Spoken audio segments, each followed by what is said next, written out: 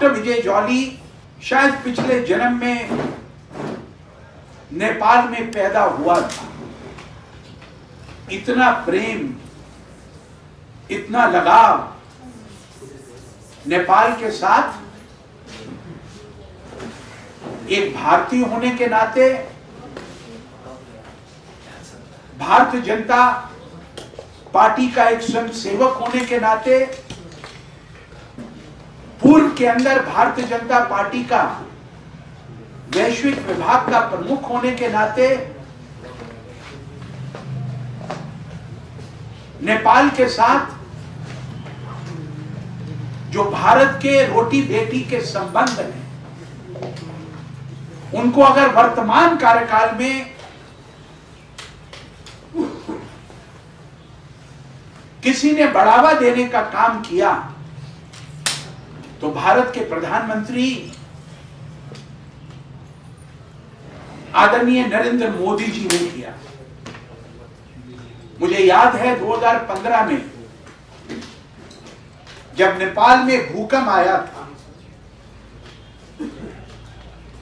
पहले 6 घंटों में अगर किसी विश्व के नेता ने सबसे पहले नेपाल के भूकंप पीड़ितों की सहायता के लिए पहल की तो भारत के प्रधानमंत्री नरेंद्र मोदी जी ने की। उस समय मैत्री ऑपरेशन के अंतर्गत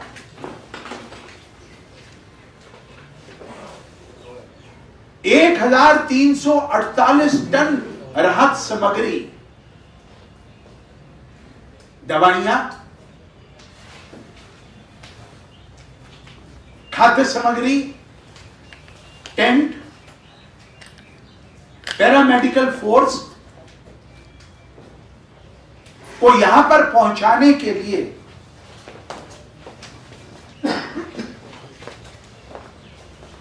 कम से कम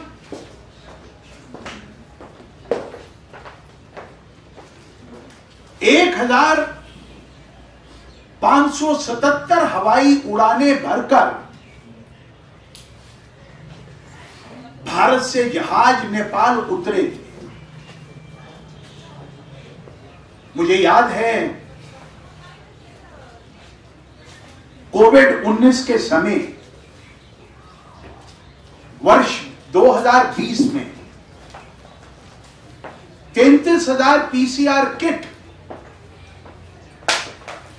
नेपाल और नेपाल के लोगों के कोविड-19 से जान बचाने के लिए सहायता की पहली किश्त भारत ने नेपाल में भेजी थी। 2021 के अंदर जहां दुनिया के 99 देशों में कोविड शील्ड के मुफ्त टीके भारत ने भेजे, सबसे ज्यादा 10 लाख टीके भारत की ओर से कोविड 2020 के बाद 2021 के अंदर भारत ने सहायता के रूप में भेजे। वर्ष 2022 के अंदर लुम्बिनी के अंदर बन रहे बौद्ध केंद्र के अंदर 1 अरब रुपया लगाकर नेपाल के प्रधानमंत्री के साथ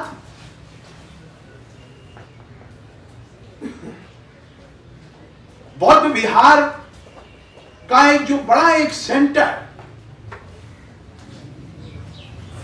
दोनों देशों के बीच में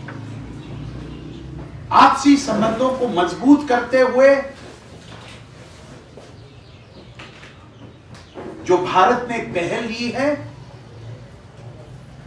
मैं आप मीडिया के मित्रों के माध्यम से नेपाल की जनता को इन विषय वस्तु से अवगत कराना चाहता हूं।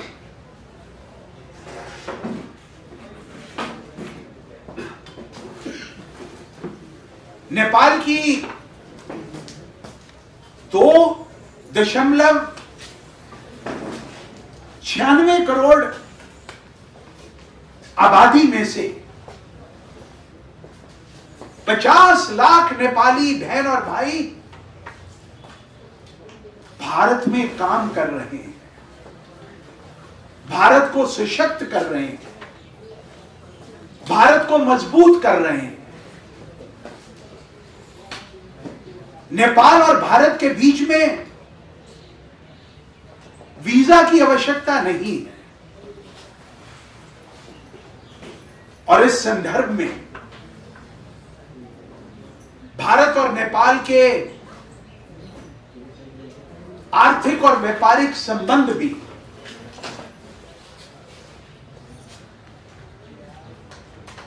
एक दूसरे देश के व्यापारिक संबंधों को प्रकट कर रहे हैं।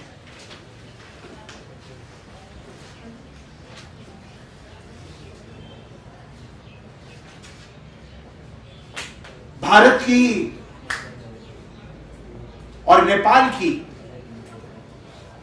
सैनिक क्षेत्र के अंदर भी साझेदारी रही है। आज भारत का सेनापति नेपाल में है, द्विवेदी साहब। और इसका सबसे बड़ा उदाहरण भारत के आर्मी चीफ का नेपाल की धरती पर आना, नेपाली सेना के प्रमुख से और फिर आपकी सरकार के राष्ट्रपति द्वारा उनको उत्तम और सर्वोत्तम उपाधि से सम्मानित करना और प्रतिवर्ष नेपाल और भारत की आर्मी सूर्य किरण नाम की जॉइंट एक्सरसाइज कर एक दूसरे का सैन्य क्षेत्र में, व्यापार के क्षेत्र में, भारत के अंदर हजारों नेपाली विद्यार्थियों का इंजीनियरिंग में, एमबीबीएस में, अंडर ग्रेजुएट और पोस्ट ग्रेजुएट कोर्सेज में और दोनों देशों के अंदर जो सदियों पुराने मित्रवत संबंध हैं, वो इस बात का द्योतक हैं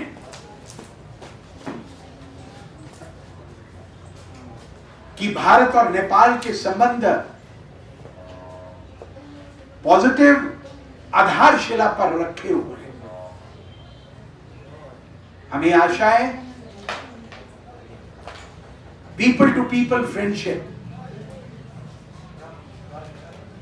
भारत और नेपाल के संबंधों की आधारशिला है। जब भी कोई नेपाली मित्र, भाई या बहन या नेपाली नेता भारत में आता है, हमें लगता है हमारा भाई आ गया। हम दोनों के संबंध कोई बड़े और छोटे भाई के नहीं है। हम और हमारे संबंध नेपाल के तंत्र के साथ बराबरी के रिश्ते हैं। अक्सर भारत पर आरोप लगाया जाता है भारत नेपाल के आंतरिक संबंधों में हस्तक्षेप करता है। ये तथ्य ठीक नहीं है। अगर नेपाल के भाई और बहन हमसे आकर दिल्ली में वार्तालाप करते हैं, अपनी परिस्थितियां हमसे साझा करते हैं, हमें सुनने का भी अधिकार है, हमें उनको मजबूत करने का भी अधिकार है। लेकिन निर्णय नेपाल के तंत्र को, नेपाल की सरकार को और नेपाल की जनता को लेने हैं। अगर नेपाल सशक्त रहेगा, अगर नेपाल मजबूत रहेगा, तो भारत भी अपने आप को मजबूत समझेगा। मैं दुनिया के 94 देशों का दौरा कर चुका हूं। अगर मैं भारतीयों को बहुत बड़ी संख्या में दुनिया के अनेक देशों में काम करते देखता हूं, तो मैं नेपाली बहनों और भाइयों को भी विदेशों में काम करते हुए, मेहनत करते हुए, नेपाल की अर्थव्यवस्था के लिए अपना जीवन यापन करते हुए, चाहे शिक्षा के क्षेत्र में हो, रोजगार के क्षेत्र में हो या सांस्कृतिक क्षेत्र में हो, उनसे भी मैं रूबरू होता रहा हूं।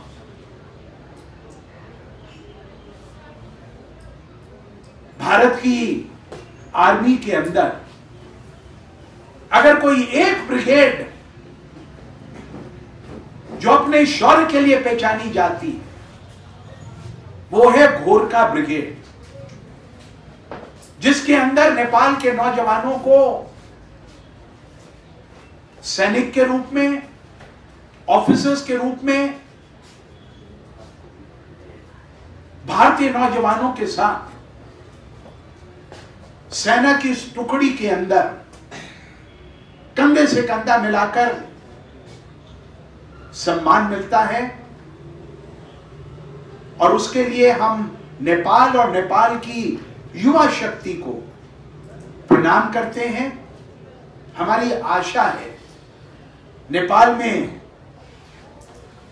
शिक्षा के क्षेत्र में प्रचार और प्रसार हो, नेपाल में और अधिक इंडस्ट्रीज लगे,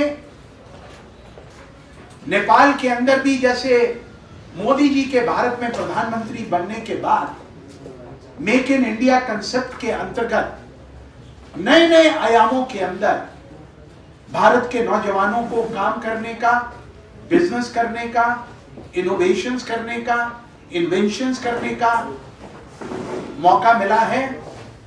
उसी प्रकार से नेपाल सेंट्रिक, नेपाल की डेवलपमेंट के लिए हम भारत के लोग किसी भी रूप में आपका सहयोग कर सकें, तो हम अपने आप को ब्लेस्ड भी मानेंगे और ऑनर्ड भी मानेंगे। इसलिए भारत और नेपाल के राजनीतिक संबंध, डिप्लोमेटिक संबंध,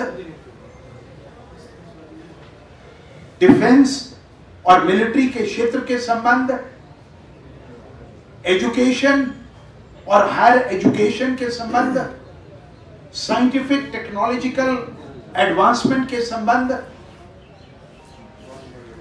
अगर इनके अंदर अधिक से अधिक वार्तालाप होगा, तो मुझे लगता है करंट टाइम्स के अंदर जितनी बातचीत होगी, उतनी ज्यादा क्लैरिटी, उतना ज्यादा सहयोग दोनों ओर से नेपाल की जनता को और भारत की जनता को एकजुट होकर एक दूसरे के सहयोगी और पूरक बनकर दोनों देशों का लाभ होगा, ऐसा मेरा मानना है। ये मेरा सौभाग्य रहा है। मुझे नेपाल के अनेक प्रधानमंत्रियों से मिलने का मौका मिला है। केपी शर्मा ओली जी, शेर बहादुर देगवा जी, माधव नेपाल जी, आपके राष्ट्रपति, वर्तमान राष्ट्रपति जी, पूर्व राष्ट्रपति जी, अनेक नेपाली नेताओं से मिलने के बाद मुझे ऐसा लगता है मैं अपने बुद्धिजीवी, काम करने वाले, सशक्त Nepali seniors, intellectually inclined Nepal की जनता के लिए स्वयं प्रेरित राजनीतिक सहयोगियों से मिल रहा हूं। मैं इन्हीं शब्दों के साथ अपनी वाणी को विराम देता हूं और ये दोबारा कहता हूं, आज के संदर्भ में नेपाल के भले के लिए, नेपाल के विकास के लिए, नेपाल की बढ़ोतरी के लिए जो वर्तमान अलायंस नेपाली कांग्रेस पार्टी और यूएमएलए का ओली जी और शेर बहादुर देबुआ जी के नेतृत्व में चल रहा है,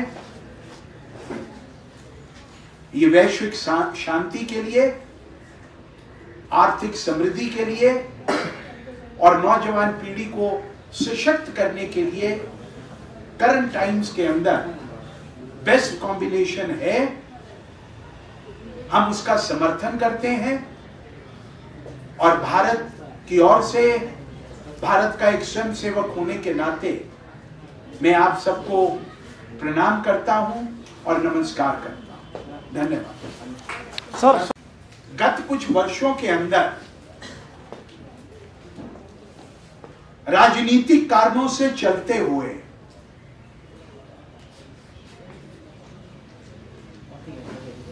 उन विषयों को तरजीह दी गई जो नेपाल के सेंटिमेंट्स को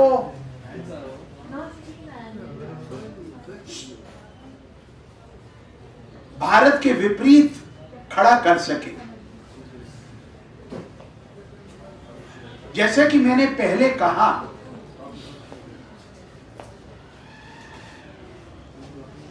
वर्तमान वर्ष में भारत सरकार ने नेपाल का आर्थिक सहयोग करने के लिए अपने एनुअल बजट के अंदर 700 करोड़ रुपए की सहायता की धनराशि नेपाल के विकास के लिए लगाई।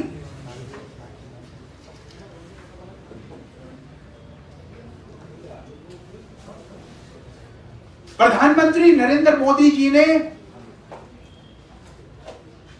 पिछले अपने 10 साल के कार्यकाल में एक बार नहीं, 2 बार नहीं, 3 बार नहीं, 4 बार और 5 बार नेपाल का दौरा किया।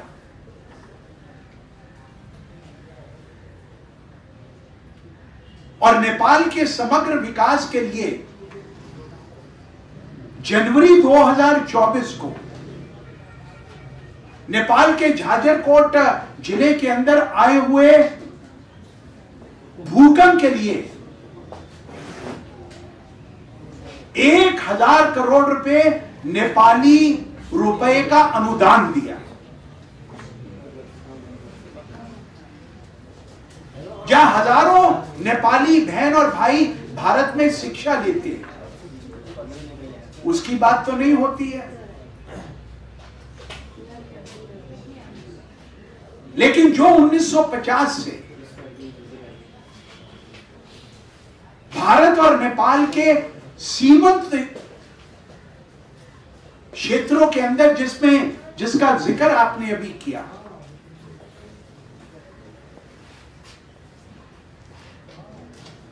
क्या कुछ सैकड़ों किलोमीटर भूमि के लिए भारत नेपाल के साथ अपने संबंधों को खंडित करेगा?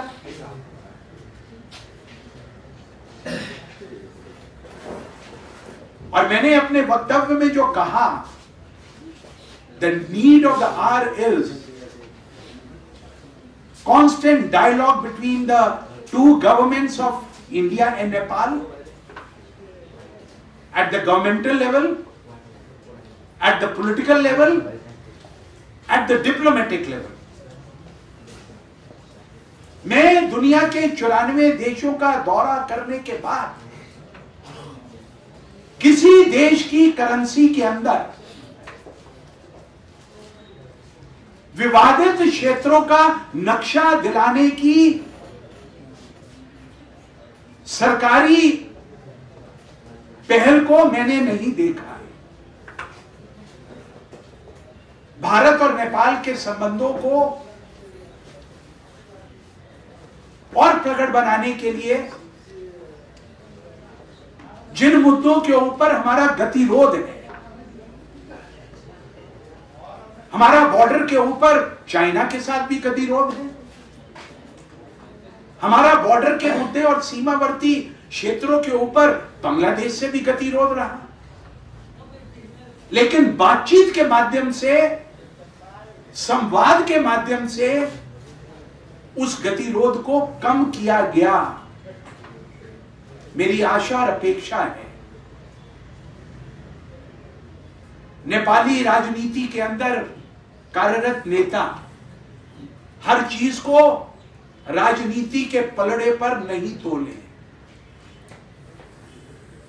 Avoid controversial issues, resolve them through internal bilateral discussions and dialogue, which is the need of the hour. पूर्व के अंदर नेपाल के अंदर जो गतिरोध हुआ था कुछ वर्ष पूर्व, भारत सरकार के ऊपर नाकाबंदी लगाने का आरोप लगाया गया, जो सरासर राजनीति से प्रेरित था। नेपाल के अंदर जो लोग विरोध कर रहे थे वो भी आपके अपने भाई बहन थे। भारत तो हमेशा डेवलप्ड नेपाल की परिकल्पना कर चलता है। भारत नेपाल के साथ हर एक क्षेत्र के अंदर संबंधों को मजबूत करने की कोशिश करता है। हम तो सपने में भी नहीं सोच सकते हम नेपाल को आने वाली रसद सामग्री को कहीं रोकें। अगर वो रुकी थी भारत और नेपाल सीमा के ऊपर, तो आपके ही मूल के निवासियों ने उन ट्रकों को रोका था। हजारों ट्रक तब भी सीमा के ऊपर खड़े थे। मेरा यह कहना है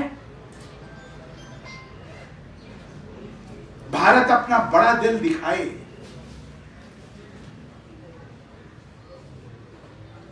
ये टाइम की आवश्यकता है। लेकिन अगर मेरे प्रधानमंत्री के पुतले काठमांडू की सड़कों के ऊपर विरोध प्रदर्शनों के अंदर उनके साथ अन्याय होगा, तो हमारे भी दिल के ऊपर दर्द महसूस करना स्वाभाविक हो सकता है। मेरा मानना है आज के संदर्भ में जो मैंने कहा, the need of the hour is constant regular political diplomatic military dialogue. Bharat उसके लिए कटिबद्ध है और मेरी आशा है कि आज की नेपाल की सरकार भी उसके प्रति सचेत रहकर इन विषयों के साथ न्याय करेगी। सर, एक दूसरा प्रश्न, जब आप नेपाल आते हो, रिपोर्टर्स क्लब में आए जाते हो, आपका और ऋषि धमाला का क्या संबंध है, क्या है कनेक्शन? देखिए, ऋषि धमाला और डॉक्टर विजय जॉली एक मां की संतान नहीं है, लेकिन दोनों लोकतांत्रिक मुद्दों के ऊपर जब नेपाल में गतिरोध चल रहा था, तब पहला मित्र अगर कोई मुझे नेपाल की धरती पर मिलकर संवाद करने के लिए तैयार था तो वो ऋषि धमाला था। इसलिए मैं हमेशा कहता हूं, खून के संबंधों से ज्यादा समझदारी के संबंध सशक्त होते हैं।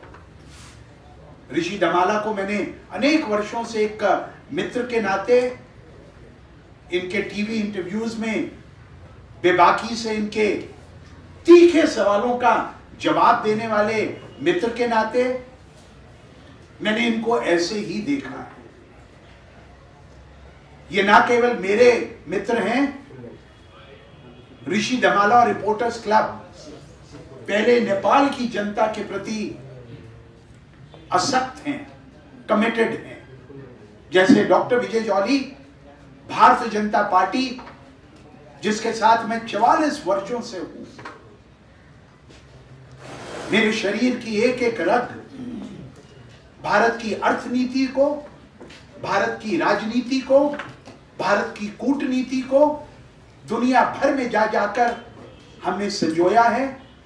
और मैं आपके माध्यम से बताना चाहता हूं, कोरोना कार्यकाल के 32 महीनों में मैंने दुनिया के 156 देशों की नदियों और समुद्रों के जल को भारत में एकत्रित किया था, जिसमें नेपाल की बागमती का भी हमें जल भारत में मिला था। कॉपर के लोटों में उसको पैक करवाकर हर देश का नाम और उसका झंडा लगाकर 23 अप्रैल 2023 को